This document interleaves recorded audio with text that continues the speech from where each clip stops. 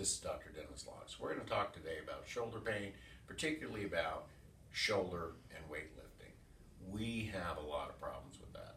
I was a weightlifter from numerous sports activities we did in my youth, but I get a lot of patients in here who are weightlifters. Not to mention, I've had several Mr. Olympias. This gentleman here, he looks rather small, but he's 6'7" and 300 pounds. He lifts a ton of weight.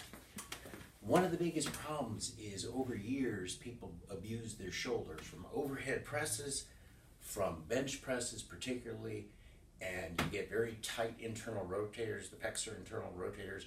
We don't work on external rotation exercises as much, so we get an imbalance. And over the years, it ends up causing degeneration of the acromioclavicular joint, the rotator cuff, and we start getting impingement syndromes and shoulder arthritis. Very common in weightlifters.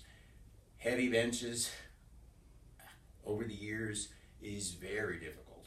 I tell a lot of my patients, don't go overhead. Military presses when you got a bad shoulder is terrible.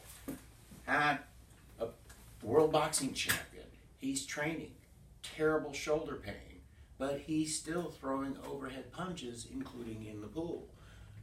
We have to help our patients understand not only their shoulder injury from their x-rays, their MRI, their physical examination, to how we're going to manage them with regenerative therapy, stem cells, avoiding shoulder surgery, arthroscopy, shoulder replacements, and try to help them heal themselves. But at the same time, we have to understand things like their sport, weightlifting, and what it does to them, or we can't get them better if they keep tearing their shoulder up during this process.